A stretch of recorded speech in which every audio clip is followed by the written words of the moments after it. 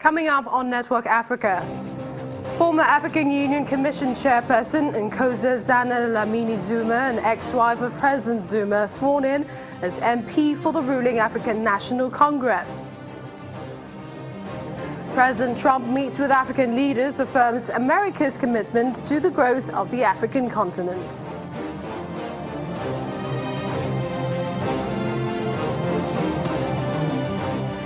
Mayor of Uganda, Erias Lukwago, arrested amid protests against draft legislation that could extend longtime leader Yoweri Museveni's rule.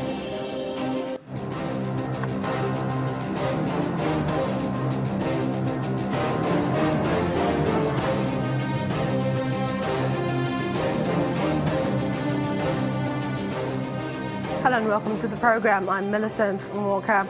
We begin with Kenya, where a new date has been set for the rerun of Kenya's presidential elections.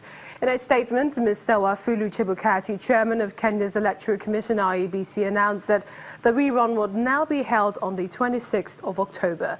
The electoral body had initially planned to hold the election on the 17th of the same month. Mr. Chebukati believes that the change is meant to allow the Commission to deliver an election that meets the standards set out by the Supreme Court. The Supreme Court in Kenya had ruled that the August 8th poll was neither transparent nor verifiable. And at least 60 people are believed to have been trapped in a building in western Kenya after it collapsed earlier today. Local media reports that the three-story building in Kapsabet town, Nandi County, was under construction when it collapsed. Initial reports are indicating that 40 workers were injured and the whereabouts of 14 others are missing. Officials say it is not clear why the building collapsed. Well, let's go over to South Africa, where Nkosazana Dlamini-Zuma has been sworn in as MP for the ruling African National Congress Party. Ms. Dlamini-Zuma, who is the former head of the African Union Commission, will be replacing politician Paul Mabe, who, according to local media, resigned to seek other interests. Although she dismisses speculations that she might take up a cabinet position, her return to Parliament is seen as a way of preparing her bid to run for South African presidency come 2019. There has been widespread speculation that President Zuma might consider reshuffling his cabinet to accommodate his ex-wife. And US President Donald Trump has described Nigeria's president and 9 other African leaders as partners in the promotion of transparency, peace, self-reliance and security. He gave the thumbs up at a meeting with President Buhari and his African counterparts on the sidelines of the ongoing 72nd United Nations General Assembly in New York. President Trump, in his address, affirmed his belief in the growth of the African continent and offered assurances that his country will remain committed to the development of Africa. African leaders meeting with President Donald Trump on the second day of debates at the United Nations General Assembly. 9 presidents from Africa were represented here at the launch meeting, including the Nigerian President Muhammadu Buhari. President Trump sees tremendous business potential in Africa. 6 of the world's fastest economies, according to him, are from Africa, hence the need for a stronger partnership on all fronts. The U.S. is pledging greater cooperation in the fight against terrorist groups, including ISIS, Al-Qaeda and Boko Haram, to cut down their finances. The United States is proud to work with you to eradicate terrorist safe havens, to cut off their finances, and to discredit their depraved ideology. Prosperity depends, above all, on peace.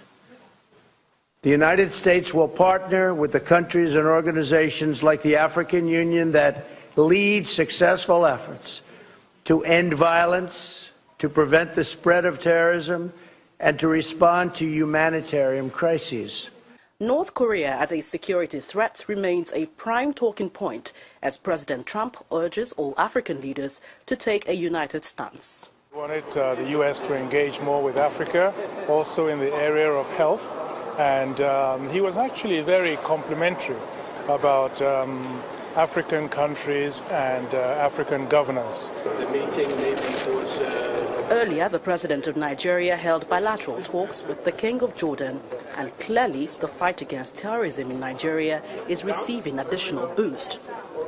In a statement by the presidency, President Buhari said the donation of about 200 armored fighting vehicles by Jordan reflects true concern for Nigeria's security situation.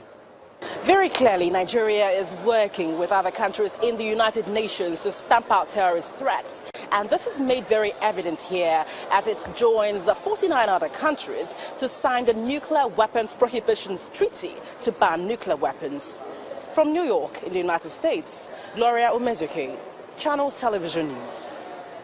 Well, joining us to talk more about that luncheon is Onyekachi Ubani, a legal practitioner and public affairs analyst. Glad to have you on the program. My pleasure. Well, let's really take a look about the meeting yesterday with, the African leaders. What do you make of some of his comments? For one, he said Africa has tremendous business potential. He further said he has so many friends coming to our countries trying to get rich. Well, that's true. When you talk about potential, African continent remains one of the most area where you can do trading. In terms of population, we have it. In terms of wideness and largeness, we are good in all that. And so any European or American continent, we've been interested in Africa because of the great potential that we have. As I said earlier, the issue of population. Like Nigeria, for instance, we are the most populous in Africa. And so if you want to do business in Nigeria, you know how many persons you will sell your market to another. So the issue of potential is very, very great. So he was right when he mentioned that African continent remained one of the gray areas to be exploited by the American entrepreneurs. It would also interest you to note that when he made that statement, there were some sentiments that said what he said invokes images of exploitation. Well, when he came in, he was talking about American first. And he has maintained it, even his address in the UN, he's still insisting that whatever interest he's going to pursue, it will be American interest first. And so you cannot take that away from him. But it's for us also to look at also areas for us also to exploit. In terms of the fact that we have all the potentials, we produce the raw materials, and so we must begin to engage in a bargaining enterprise that will actually favor where you get the raw materials, because what they do is that they take the raw materials and then do finished product and resell back to us. So you are the primary source of whatever they produce over there. So what price, what bargain method are you going to use in order to ensure that you up your price and make it very impossible for them to probably exploit you? So I think it's something that has to be very mutual. We have to look at what we have and then begin to lay a structure how to make that particular thing to be marketable and then at a price.